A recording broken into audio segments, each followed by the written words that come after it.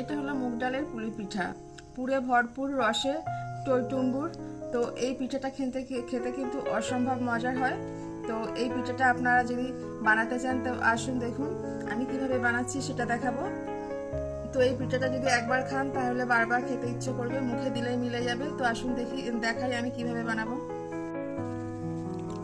তো বন্ধুরা, আমি আবারও একটা নতুন ভিডিও নিয়ে চলে এসেছি আপনাদের কাছে। তো দেখতে পাচ্ছেন এখানে আমি এক বাটি ডাল নিয়েছি, মুগের ডাল, আর একটা নারকেলের হাফ, সেটা আবার কুড়িয়ে নিয়েছি। তো আজকে মুগ ডালের পুলি পিঠে বানিয়ে দেখাবো আপনাদের। তো আসুন, তার জন্য আমি প্রথমে পুরটা বানিয়ে নেব। তো তার জন্য আমি একটা গ্যাসে কড়াই বসিয়েছি আর একটু চিনি দিয়ে নিচ্ছি। যেহেতু নারকেলের পুরটা বানাবো আমি চিনি দিয়ে, তার জন্য অল্প একটু চিনি নিয়েছি আর একটু জল দিচ্ছি, একটু ক্যারামেল বানিয়ে নেব। তো নারকেলের পুর সবসময় গুঁড়ো দিয়ে করলে ভালো হয়, যেহেতু গুড় নেই আমার কাছে, তার জন্য চিনি দিয়ে একটু ক্যারামেল দিলে কালারটা সুন্দর আসবে।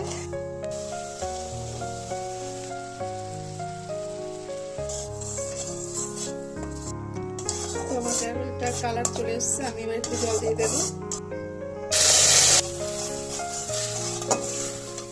আমি জল দিয়ে একটু নাড়িয়ে নিয়েছি, তো ভুলে গেছে এটা। এবার আমি নারকেলটা দিয়ে দেবো।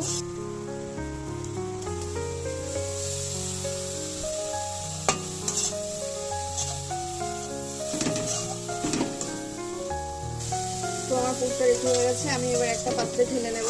কালার চলে এসছে সুন্দর। তো এবার আমি একটা গ্যাসে কড়াই বসিয়েছি ডালটা ভাজার জন্য। শুকনো কড়াইতে ডালটা কিছুক্ষণ আমি ভাজা করে নেব। তো এই ডালটা যখন ভাজা করতে হবে একটু একভাবেই নাড়তে হবে, যেন তলায় না লেগে যায়। আর মোটামুটি 4 থেকে 5 মিনিট ডালটা একটু ভাজা করতে হবে। ডাল থেকে মোটামুটি যখন একটা সেন্ট আসবে ভাজার, তারপরে ডালটা নামিয়ে নিতে হবে। তো আমি কিছুক্ষণ আগে ডালটা ভাজা করে নিই। তো দেখুন ডালটা আমার ভাজা করা হয়ে গেছে, আমি 3 থেকে 4 মিনিট ভাজা করে নিয়েছি। এবার আমি জল দিয়ে দিচ্ছি।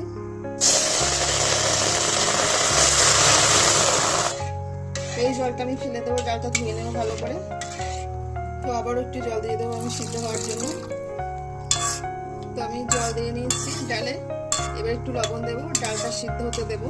তো অনেকে চাইলে এই ডালটা কিন্তু প্রেসারে একটা সিটি দিতেও পারে, কিন্তু ওইভাবে পিঠাটা করলে অত টেস্ট হয় না, যার জন্য এইভাবেই করলে টেস্টটা আসবে। ডালটা একটু গোটা গোটা থাকবে। তো আমি একটু লবণ দিয়ে দিচ্ছি।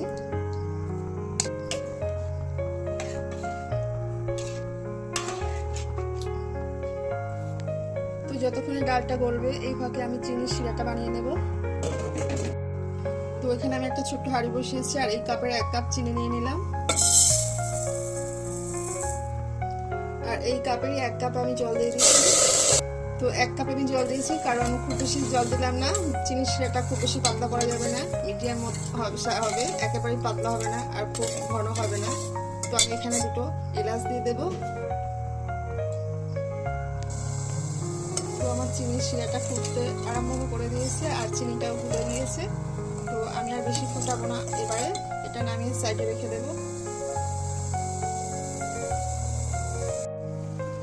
তো আমার ডালটা গলে গিয়েছে, বুঝতেই পারছেন, দেখতে একটু আস্তে আস্তে লাগছে, কিন্তু হাত দিয়ে টিপলেই ম্যাশ হয়ে যাচ্ছে। তো ডালটা যেহেতু গলে গেছে, এবার আমি দিয়ে দেবো এই ডালের মধ্যে 1 বাটি ছোট বাটি চালের গুঁড়ো। তো চালের গুঁড়োটা দিয়ে আমি খুব সুন্দর করে মিশিয়ে নেব। এবার এই বাটির আমি হাফ বাটি দিয়ে দেবো ময়দা। তো ময়দাটাও আমি খুব ভালো করে মিশিয়ে নেব। তো আমার চালের গুঁড়ার ময়দা দিয়ে খুব ভালো করে মিশিয়ে নিয়েছি। তো দেখতে পাচ্ছেন আমার ডোটা রেডি হয়ে গেছে, কড়া থেকে উঠে আসছে। এবার আমি নামিয়ে নেব।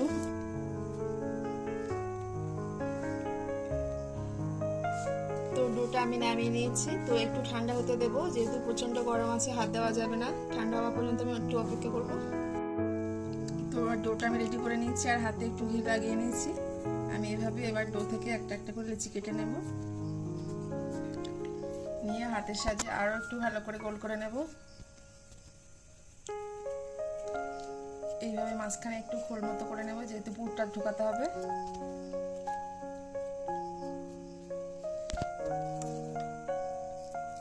পুরটা একটু আমি কম করে দেবো, খুব বেশি পুর দিলে যখন আমি রুটিটা ভাজবো, মানে পিঠেটা, তো বেরিয়ে আসতে পারে, যার জন্য আমি পুরটা একটু কম করে দেবো। আমি মুখটা এভাবে চেপে নেব।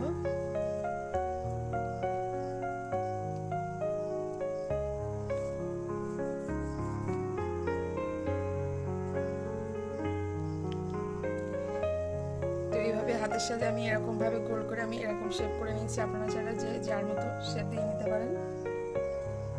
তো আমি আবার একটা লেচি কেটে নিয়েছি, একই রকম ভাবে পিঠেগুলো বানিয়ে নেব। তো দেখুন বন্ধুরা, সমস্ত পিঠেগুলো আমি পুর ভর্তি করে রেডি করে নিয়েছি। এবারে ভাজার পালা। তো বুঝতেই পারছেন কত তাড়াতাড়ি মুগ ডালের পিঠে তৈরি হয়ে গেল। এবার আসুন এগুলো ভাজা করে নিই। তো দেখুন বন্ধুরা, আমি এদিকে চলে এসেছি গ্যাসের কাছে পিঠেগুলো ভাজার জন্য। তেলটা যদি কম গরম হয় তাহলে পিঠেগুলো কিন্তু সব ভেঙে যাবে। তো বুঝতেই পারছেন তেলটা কতটা গরম হয়ে গেছে। আর গ্যাসটা কিন্তু হাই হিটে রাখতে হবে।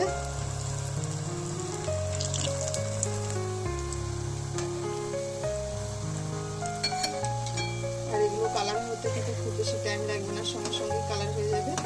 তারপর এমনি তেলটা ঠান্ডা হয়ে যাবে, যেহেতু এতগুলো পিঠে দেওয়া হবে তখন একটু আস্তে হলে অসুবিধা নেই, কিন্তু প্রথমে খুব তেলটা হিট করে নিতে হবে। তো দেখতে পাচ্ছেন আমার পিঠেগুলো কত সুন্দর কালার এসছে। আমি এবারে তুলে নেব। তবে এই কালারটা যে যেমন পছন্দ করে, কেউ একটু বেশি টিকো করতে পারে, আবার এই অবস্থায় তুলে নিতে পারে। তো আমি আর কালার করবো না, আমি এগুলো এইভাবে তুলে নেব। এইগুলো তুলে নেব।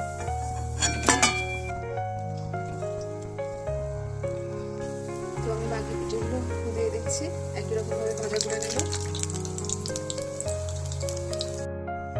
তো দেখতে পাচ্ছেন আমি সমস্ত পিঠাগুলো ভেজে নিয়েছি, কত সুন্দর লাগছে কালারটা। তো এবার আমি চিনির শিরার ভিতরে পিঠাগুলো দিয়ে দেবো। যেহেতু চিনির শিরাটা নর্মাল অবস্থা আছে, হালকা একটু গরম, খুব বেশি গরম নেই। তো এই শিরার পিঠেগুলো আমি 2 থেকে 3 ঘন্টা গুলিয়ে রাখবো। তো এখানে 4-5 ঘন্টাও রাখা যায়, কোনো সমস্যা নেই। তারপর এটাকে তুলতে হবে রেডি করে। তো আমি পিঠেগুলো দিয়ে নিয়েছি। এবার আমি 2 থেকে 3 ঘন্টার জন্য একটু রেস্টে রেখে দেবো। তো আমি এবার চিনি শিরা থেকে পিঠেগুলো তুলে নিয়েছি। তো দেখুন পিঠেগুলো কত সুন্দর হয়েছে, রসে একেবারে ভরপুর হয়ে গেছে, আর এমনিতে ভিতরে পুর দেওয়া। তো দেখতে কতটা ভালো লাগছে দেখুন।